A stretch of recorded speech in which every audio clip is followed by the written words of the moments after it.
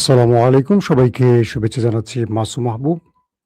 দেখছেন open the YouTube channel এবং মাসুম মাহবুব Facebook page. পৃথিবীর যে প্রান্ত থেকে যারা দেখছেন সবার জন্য শুভকামনা, ভালোবাসা। দর্শক, বেশ কদিন পর স্টুডিওতে আবার ফিরে এলাম। আশা করি এখন আবার আপনার স্টুডিও থেকে প্রতিদিন আপডেট ব্রেকিং সংবাদগুলো দেখতে পাবেন। দর্শক, আজকের খবরের প্রধান শিরোনাম: এবার যুক্তরাজ্যে, ইংল্যান্ডে বড় রকম অ্যাটাক চালিয়েছে ইরান। 4 দিন থমকে ছিল পুরো যুক্তরাজ্য। পৃথিবী নতুন করে টেনশনে পড়ে গেছে ইরানের সক্ষমতা দেখে। 2 নম্বর গুরুত্বপূর্ণ খবর: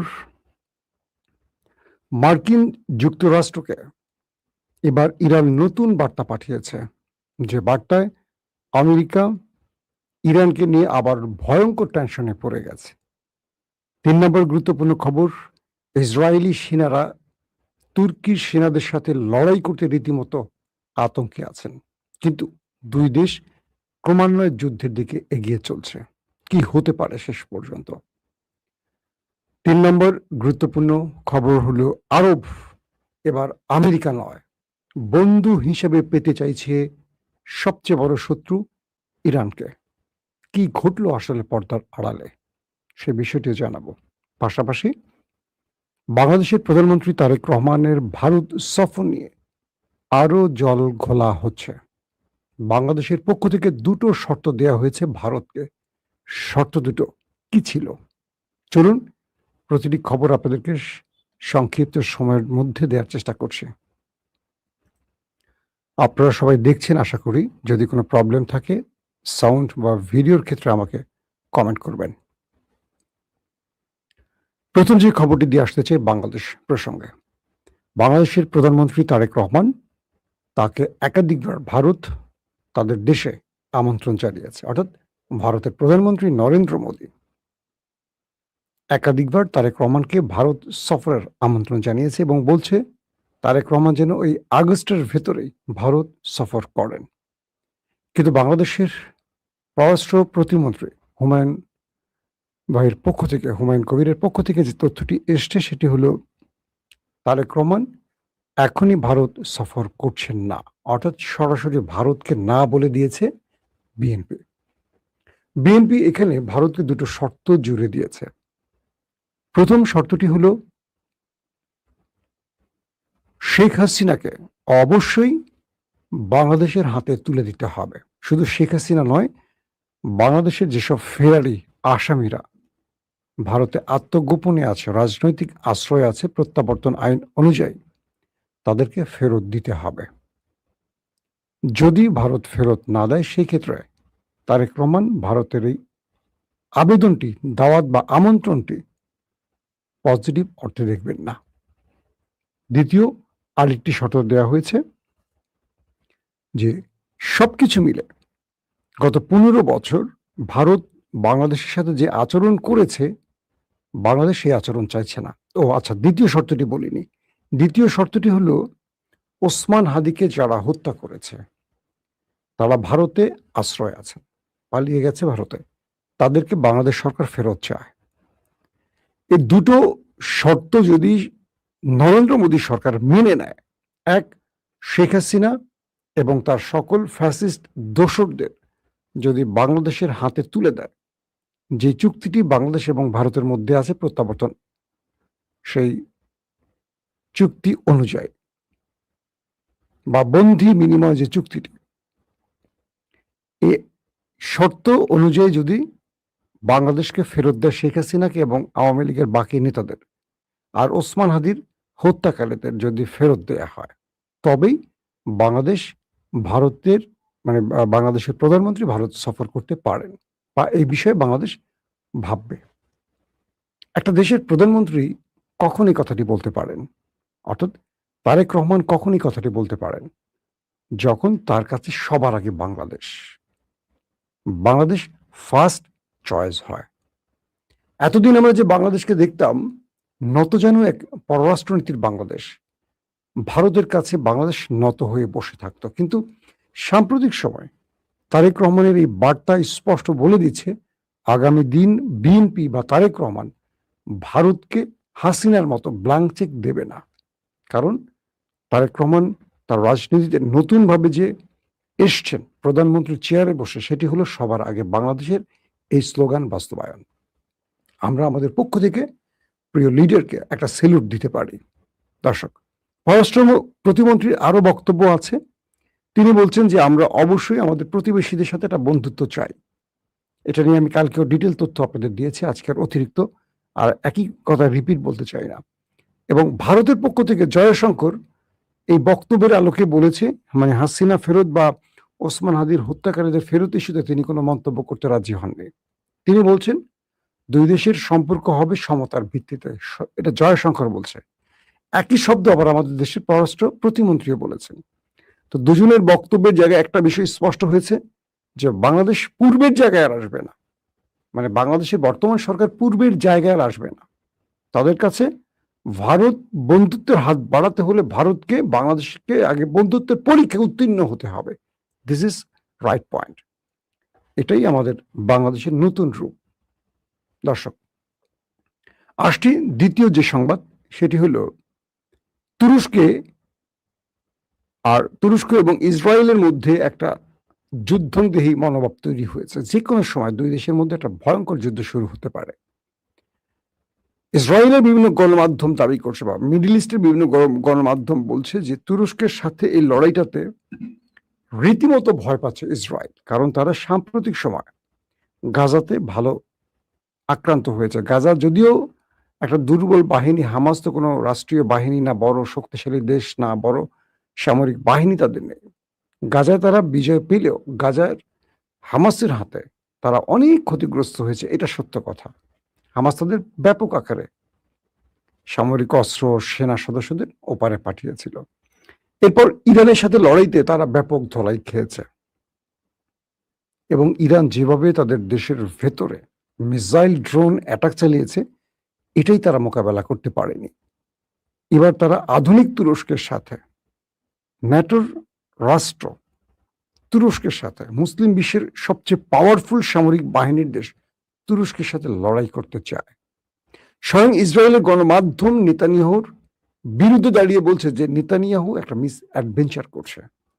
তার অবৈধভাবে ক্ষমতায় বসে থাকার জন্য বা তার বিচারিক প্রক্রিয়া বন্ধের জন্য তিনি যুদ্ধের মধ্যেই থাকতে চান। আর এটা ইসরায়েলের জনগণ চায় না। তারা দেশে শান্তি চায় এখন, কারণ লম্বা সময় তারা যুদ্ধের মধ্যে আছে। ব্যাপক অ্যাটাক, হামলা, রক্ত, ধ্বংস তারা দেখেছে। ইসরায়েলের সামরিক বাহিনী এখন রীতিমতো আতঙ্কে আছে। বিভিন্ন গণমাধ্যম বলছে যে তারা তুরস্কের সাথে লড়াইটা করতে চায় না, কারণ তুরস্কের সাথে এই লড়াইতে তাদের অনেক বেশি পে করতে হবে। আর অন্যদিকে তুরস্ক সব দিক থেকে আর্ট গার্ড বেঁধে প্রস্তুতি নিচ্ছে, এবং তুরস্ক যে কোনোভাবেই নেক্সট টাইম যদি ইসরায়েল দ্বারা আক্রান্ত হয়, এটা বড় ফ্রেমে যুদ্ধে চলে যাবে। এবং তুরস্ক তার প্রতিবেশী দেশগুলোতে ইতিমধ্যে ঢুকে পড়েছে। জানেন, মিশর এবং তুরস্কের মধ্যে সম্পর্ক সৃষ্টি, আরব, পাকিস্তান, তুরস্কর সামরিক চুক্তি। তার মানে কি, তুরস্কের কাছে ন্যাটো, মানে তুরস্কের হাতে আছে ন্যাটো। ধরলাম ন্যাটো পাশে দাঁড়ালো না, আর্টিকেল 5 তুরস্কের ক্ষেত্রে ন্যাটো মানল না, যেহেতু তুরস্ক মুসলিম দেশ। তাহলে তুরস্কের কাছে আছে পারমাণবিক। কিভাবে পারমাণবিক আছে? কারণ তুরস্কের পাশে আছে, বা সাম্প্রতিক সময় মক্কা চুক্তি হয়েছে, জানেন, সেই চুক্তি হয়েছে সৌদি, পাকিস্তান, তুরস্কের মধ্যে। এখানে সৌদিকে আমরা দুধভাত ধরতে পারি, বা সৌদিকে আমরা ধরতে পারি অর্থনৈতিক মেরুদণ্ড হিসেবে। অর্থনৈতিক বড় সাপোর্ট আসবে। সামরিক ক্ষেত্রে তুরস্ক এবং পাকিস্তান মিলে গেলে ইসরায়েল বাতাসে ভেসে যাবে ধুলোর মতো, কারণ পাকিস্তানের হাতে রয়েছে নিউক্লিয়ার। তখন শর্ত অনুযায়ী তুরস্ক আক্রান্ত হলে পাকিস্তান তার ফুল সাপোর্ট দেবে। কাকে? তুরস্ককে। তার মানে তুরস্কের হাতে নিউক্লিয়ারের প্রয়োজন নাই। বাকি ইলেকট্রনিক্স ওয়ারফেয়ার, রাডার সিস্টেম, প্রতিরক্ষা ব্যবস্থা, মিসাইল, ড্রোন, এগুলো তুরস্কের আছে, মানে কারিশমা দেখানোর মতো, যেগুলো ইরানের ছিল না। কিন্তু ইরানের কাছে ধোলাই খেয়ে, মানে কি বলবো, নেতানিয়াহু শুয়ে পড়েছে।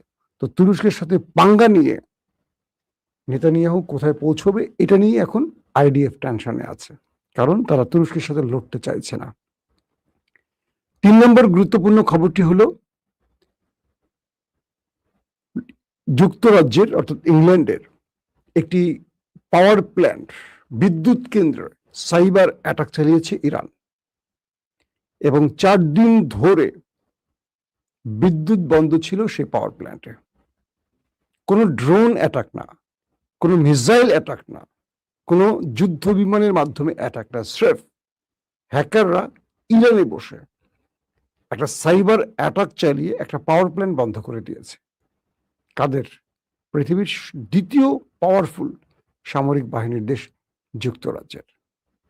শুধু তাই নয়, এর মাধ্যমে আরো বার্তা দিয়েছে, তোমরা আমেরিকার হয়ে বা তোমরা ন্যাটো হয়ে যদি ইরানে হামলার কোনো পরিকল্পনা করো, অথবা তোমরা আমেরিকার হয়ে যদি ইরানের নিষেধাজ্ঞাগুলোকে, মানে ইরানের উপর আমেরিকা যে নতুন করে নিষেধাজ্ঞা চাপাচ্ছে, অর্থনৈতিক যুদ্ধ শুরু করছে আমেরিকা ইরানের বিরুদ্ধে, যদি ইউরোপ বা যদি পশ্চিমা দুনিয়ার বাকি মিত্ররা আমেরিকাকে সমর্থন দেয়, ইরান কি করতে পারে সে বার্তাটি ইরান এভাবে দিয়েছে। শুধু বিদ্যুৎ কেন্দ্র নয়, তাদের পানি শোধনাগারকেও সাইবার অ্যাটাকে আক্রান্ত করেছে ইরান। বলা হচ্ছে যে ব্রিটেনের তাবৎ বড় বড় বিশেষজ্ঞরা টেনশনে পড়ে গেছে, পশ্চিমা দুনিয়া টেনশনে পড়ে গেছে, ইউরোপ টেনশনে পড়ে গেছে। তার মাধ্যমে কি ফ্রান্সকে, জার্মানকে, ইতালিকে, আদার্স যত ইউরোপীয় কান্ট্রি আছে সবাইকে ইরান এই বার্তাটি দিয়েছে, তোমার সব ঠিক থাকবে, জাস্ট তোমার পাওয়ার প্ল্যান্ট অফ করে দেব, তোমার পানি শোধনাগার অফ করে দেব, আমার ঘরে বসে মিসাইল ড্রোন ছাড়াই আমি পারবো। আমেরিকা বলছে ইরান সাম্প্রতিক সময় এই যুদ্ধের মধ্যেই বা যুদ্ধের পরবর্তী সময়টিতে তারা প্রযুক্তি খাতে অনেক উন্নতি করেছে। শুধু তাই নয়, তারা সাইবার অ্যাটাকের ক্ষেত্রে তাদের যে প্রযুক্তি বা তাদের যে মেধাবী তরুণরা বড় বড় সাফল্য পেয়েছে, এটা ঈর্ষণীয়। কে বলছে? আমেরিকা। ইরান এই জায়গাটাতে দারুণভাবে তাদের সাকসেস দেখাচ্ছে। তার মানে ইরান যে বিষয়টি বুঝিয়েছে পুরো পৃথিবীকে, যে তোমরা আমার উপর নিষেধাজ্ঞা দাও, ফাইন, তোমরা ন্যাটোর হয়ে আমার বিরুদ্ধে যুদ্ধে আসো, ফাইন, আমি কি করতে পারি দেখো, শুধু মিসাইল নয়, শুধু ড্রোন নয়, আমি তোমার সব ঠিক থাকবে, ভেতর থেকে আমি সব ফাঁকা করে ফেলবো। কারণ এই দেশগুলো বিদ্যুৎ কেন্দ্র, পাওয়ার প্ল্যান্ট, পানি শোধনাগার, সব সিস্টেমগুলি চলে ইন্টারনেট কেন্দ্রিক, সার্ভার কেন্দ্রিক, আর এগুলোকে যে কোনোভাবে মানে সাইবার অ্যাটাকের মাধ্যমে অচল করে দেওয়া যায়। শুধু মিসাইল দিয়ে স্ট্রাকচার ধ্বংস করা যায়, কিন্তু সিস্টেমকে অচল করে দেওয়া যায়। ওইসব দেশে যদি সাইবার অ্যাটাক হয়, ঘরের বিদ্যুৎ বন্ধ হয়ে যাবে, তাদের পানি শোধনের করার সিস্টেম বন্ধ হয়ে যাবে, পাওয়ার প্ল্যান্ট অফ হয়ে বিদ্যুৎ বিহীন হয়ে পড়বে। একটি পাওয়ার কেন্দ্র বন্ধ করে ইরান পুরো ইউরোপকে বুঝিয়েছে যে আমরা যে কোনো পাওয়ার প্ল্যান্টকে অফ করে দিতে পারবো। এটি ছিল তাদের জন্য বার্তা। দর্শক, আসছি এবার আরেকটি ইম্পর্টেন্ট খবরে, সেটি হলো, আচ্ছা আমি কিছু আপডেট খবর এই মুহূর্তে দিই, এবং আরবরা কেন ইরানের বন্ধুত্ব চায় সেটাই লাস্টে দিচ্ছি। ইরানের নিরাপত্তা প্রধান মোহসেন রেজাই বলছেন, ইরানের বিরুদ্ধে যুক্তরাষ্ট্রের নিষেধাজ্ঞায় যোগ দেয়া যে কোনো রাষ্ট্রকে শত্রু হিসেবে গণ্য করা হবে, যে কথাটি এখন বললাম, এবং তেহরান তাদের বিরুদ্ধে প্রতিশোধ নেবে এবং তাদের আঘাত করবে। অর্থাৎ যারা আমেরিকার এই নিষেধাজ্ঞায় যোগ দিবে, আমেরিকা যে নতুন অর্থনৈতিক নিষেধাজ্ঞা ইরানের উপর দিতে যাচ্ছে, যারা যোগ দিবে তাদেরকে ইরান শায়েস্তা করবে, এটা ইরান ঘোষণা দিয়ে বসছে। ইরানের প্রেসিডেন্ট মাসুদ পেজেশকিয়ান বলেছেন, দেশটি একটি পুরোদস্ত, অর্থাৎ ইরান এখন পর্যন্ত একটি পুরোদস্তর অর্থনৈতিক, সামরিক ও নিরাপত্তা যুদ্ধে লিপ্ত আছে। মানে ইরান বা ইরানের সাথে আমেরিকার যুদ্ধ শেষ হয়নি। মাসুদ পেজেশকিয়ান বলছেন যে আমরা পুরোদমে অর্থনৈতিক, সামরিক, নিরাপত্তা যুদ্ধে লিপ্ত আছি, কিন্তু যুক্তরাষ্ট্র মিথ্যা ভবিষ্যৎবাণী করছে যে ইরান আরেকটি ভেনেজুয়েলায় পরিণত হবে। তিনি বলছেন ইরান কখনো ভেনেজুয়েলা হবে না। মাদুরোর মতো ইরানে বিশ্বাসঘাতকরা এসে আমেরিকার হাতে তার প্রেসিডেন্টকে তুলে দেওয়ার ক্ষমতা নেই। আমি গতকালকেও লাইভে বলেছি যে ইরানের বড় বড় কর্মকর্তাদের, সামরিক বাহিনীর উচ্চ পদস্থ অফিসারদের আমেরিকা বিলিয়ন বিলিয়ন ডলারের অফার করেছে যেন একটা কু করে ক্ষমতা দখল করে। তারা সাফ আমেরিকাকে না বলে দিয়েছে, বলছে তোমাদের সাথে আমাদের জবাব হবে যুদ্ধের ময়দানে, তোমরা নেপথ্যে এই যে কুচক্রী মহল বা তোমাদের ষড়যন্ত্র, এটা ইরানে বাস্তবায়ন হবে না, এটা বাংলাদেশে হতে পারে। কারণ বাংলাদেশে যারা রাজনীতি করে টাকার জন্য করে। ধরেন বাংলাদেশে উদাহরণ দিয়ে বলি, যারা বিএনপির ভাইরা আহত হবেন, আওয়ামী লীগের ভাইরা আহত হবেন, ধরে নেন বিএনপির চেয়ে আওয়ামী লীগ একটু তুলনামূলক ভালো এই ক্ষেত্রে, কারণ হাসিনাকে সরানোর জন্য অনেক গেম হয়েছে, সফল হয় না, ছাত্র বিপ্লব ছাড়া সফল হয় নাই। কিন্তু বিএনপিকে ধাক্কা দিয়ে সরানো খুব সহজ, কারণ বিএনপির রাজনৈতিক নেতারা অনেক বেশি লোভী, যে কারণে 15.5 বছর হাসিনার ক্ষমতা সরানো যায় না। কারণ কি, হাসিনার কাছে প্রতিদিন হাজিরা দিয়ে মোটা অঙ্কের টাকা পেত তারা। তো বলা হচ্ছে যে যদি কখনো বিএনপির যে কোনো নেতাকে এই অফার করা হয় যে তোমাকে $1 বিলিয়ন দেয়া হবে, তারেক রহমানকে ফাঁসিয়ে দাও, সরিয়ে দাও, মেরে দাও, জিয়াউর রহমানের মতো কিছু ঘটে যাবে বাংলাদেশে। কারণ এই দেশটায় এই দলটা যারা করে প্রত্যেকে এটার জন্য করে, এটা আপনারা সবাই জানেন, এটা আমার বলা লাগবে না। আমার কথাটা শুনতে খারাপ লাগে, কিন্তু গত 15.5 বছর এই অভিজ্ঞতাটা হয়েছে। বেগম জিয়াকে জেলে নিয়ে গেছে, কাউকে দেখি নাই, বাড়ির সামনে বালির ট্রাক একটা লোককে দেখি নাই। এখন পুরো বাংলাদেশটা বিএনপিময় হয়ে গেছে, পোস্টার আর পোস্টার, সারা দেশ পোস্টার। ওরে কালো চশমা দিয়ে নেতাদের ছবি উল্টে ফেলে এই করে, আর বিরোধী শিবিরে থাকা অবস্থায় এই নেতাদের একটা চেহারা দেখি নাই। আমরা সাংবাদিকতা করেছি, আমরা জানি কাদের কাদের দেখা গেছে। আর এখন দেখেন বাংলাদেশে শুধু পোস্টারের রাজনীতি চলে। আরে বাপ রে বাপ, কত নেতা বিএনপির কই ছিল তারা আল্লাহ ভালো জানে।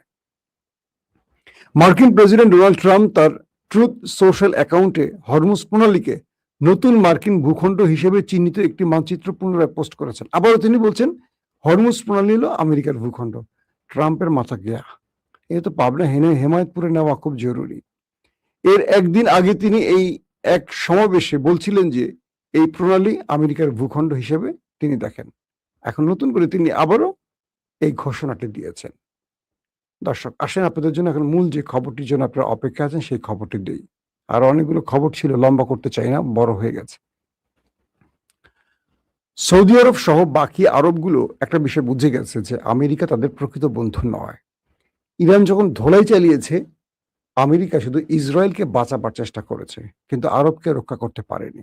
বরং গালফ কান্ট্রিতে থাকা মার্কিন 20 থেকে 21টি ঘাঁটি এখন ধ্বংসস্তূপে পরিণত হয়েছে। যারা নিজেদের ঘাঁটি রক্ষা করতে পারেনি, প্রতিরক্ষা ব্যবস্থা রক্ষা করতে পারেনি, ড্রোন, যুদ্ধ বিমান এবং যাদের রাডার সিস্টেম কিছু রক্ষা করতে পারেনি, যারা তাদের সেনাবাহিনীকে রক্ষা করতে পারেনি, তারা আরবকে রক্ষা করবে? প্রশ্নবোধক 1। প্রশ্নবোধক 2, আমেরিকা তার প্রতিরক্ষা ব্যবস্থা প্রথম দিকের যুদ্ধে সরিয়ে ইসরায়েলে নিয়ে গেছে ইসরায়েলকে রক্ষায়।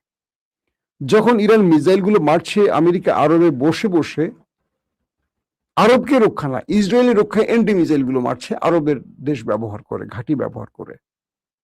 তো আরব বুঝে গেছে যে তারা দুধ কলা দিয়ে বা পেট্রোডলার দিয়ে আমেরিকাকে ঘাঁটি দিয়ে বসিয়ে রেখেছে। আসলে আমেরিকা আরবের জন্য এখানে বসেনি, আমেরিকা জাস্ট আরবের কাঁধে বসে আরবের পেট্রোডলার নিচ্ছে, কিন্তু মধ্যপ্রাচ্যে আমেরিকার যে ক্যান্টনমেন্ট ইসরায়েলকে রক্ষা করছে, এবং ইসরায়েলকে দিয়ে মূলত মধ্যপ্রাচ্য কন্ট্রোলে রাখতে একটা কি বলবো সেনাবাহিনীর একটা বেঙ্গল তৈরি করে বসে আছে, বা সেনাবাহিনীর একটি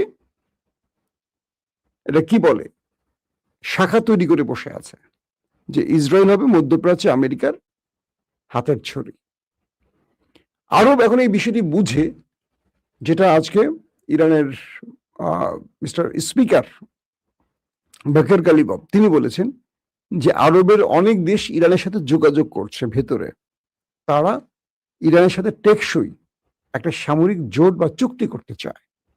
আরবের অনেক দেশ ইরানকে বলছে যে আমরা তোমাদের সাথে চুক্তি করতে চাই, এবং সেই চুক্তিতে আমরা সামরিক চুক্তি আনবো, অর্থাৎ যেটা তুরস্ক, সৌদি, পাকিস্তান করেছে। কারণ তারা বুঝে গেছে প্রকৃত বন্ধু আমেরিকা নয়, আমেরিকা জাস্ট ইসরায়েলকে রক্ষাই আরবে এসে বসে আছে, কিন্তু বেতন ভাতা নিচ্ছে আরবের কাছ থেকে। এখন যে বিষয়টি তৈরি হলো, আরব এখন ইরানের বন্ধুত্ব চায়, এই সুযোগটি এখন ইরান কাজে লাগাতে চায়। ইরান যেসব দেশ তাদের সাথে আলোচনায় আসছে তাদেরকে একটা বার্তা দিয়েছে, হটাও আমেরিকা, তোমরা যে ঘাঁটি দিয়েছো আমেরিকাকে বসিয়েছো সরায় দাও, আমি তোমাকে নিরাপত্তা দেব। মধ্যপ্রাচ্যে আমেরিকাকে পেটানোর ক্ষমতা শুধু আমারই আছে। আমেরিকাকে, ইসরায়েলকে ইরানি পারছে পেটাতে, আর কেউ পারে নাই, কোনো দেশ পারে নাই, কারণ সে শক্তি সাহস হয় নাই। তোমাদের মেরে যে আমরা তক্তা বানাইলাম, তোমাদের দেশের ভেতরে যে 21টা ঘাঁটি আমি উড়িয়ে দিলাম, ধোলাইখাল বানিয়ে ফেললাম, ভাগাড়ে পরিণত করছি। কাদের? আমেরিকার। কি করতে পারছো? আমি যখন টার্গেট নিয়ে তোমার তেল কূপ উড়িয়ে দিয়েছি, গ্যাস কূপ উড়িয়ে দিয়েছি, তোমার বড় ভবন উড়িয়ে দিয়েছি, পানির শোধনাগার উড়িয়ে দিয়েছি, কিছু করতে পারছো? আমেরিকার প্রতিরক্ষা তোমাকে বাঁচাতে পেরেছে? পারেনি। বিশ্বাসঘাতকতা বন্ধ করো। ইরান বলছে, যদি আমার বন্ধুত্ব চাও, যদি তোমাদের নিরাপত্তা আমাকে চাও, আমি ইরান তোমাকে সাপোর্ট দিব, সাহায্য করব, বাট হটাও আমেরিকা। আমেরিকা থাকতে পারবে না। আমেরিকা এখন মাইনকা চিপায় পড়ে গেছে।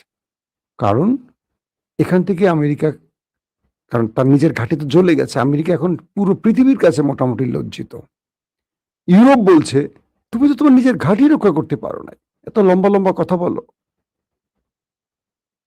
চীন আবার নতুন করে বার্তা দিচ্ছে আমেরিকাকে যে আমেরিকা নিজের ঘরে নিজেই আগুন জ্বালাইছে, এবং চীন আজকে কি স্টেটমেন্ট দিচ্ছে আরো ভয়ঙ্কর, যে ইরানের উপর যে নিষেধাজ্ঞা দিচ্ছ, এর অধিকাংশ নিষেধাজ্ঞা দিচ্ছ চীনকে সাইজ করার জন্য। আমরা বুঝি, আমেরিকা তুমি মনে রাখো, চীন তোমার কোনো নির্দেশ মানবে না। তোমার এই নিষেধাজ্ঞাকে আমরা টিস্যু পেপারের মতো মূল্যহীন ভাবে ফেলে দিচ্ছি। ইরানের সাথে সম্পর্ক যেমন আছে তার চেয়ে ভালো হবে এখন। যারা আমেরিকার এই নিষেধাজ্ঞা খেলায় প্রবেশ করবে, চীন তাদেরকে শত্রু হিসেবে বিবেচনা করবে, যেটা ইরান বলেছে। এবং সব জানিয়ে দিয়েছে যে প্রয়োজনে চীন তোমার সাথে অর্থনৈতিক না সামরিক যুদ্ধে নামতে প্রস্তুত। চীন এই টাইপের স্টেটমেন্ট কখনো দেয় না, আজকে দিয়ে বসছে। তার মানে খেলা জমে উঠেছে এখন, দুর্দান্ত খেলা জমে গেছে। একদিকে আরব ইরানের বন্ধুত্ব চায়, চীন সরাসরি ইরানের পক্ষে মাঠে নেমে গেছে।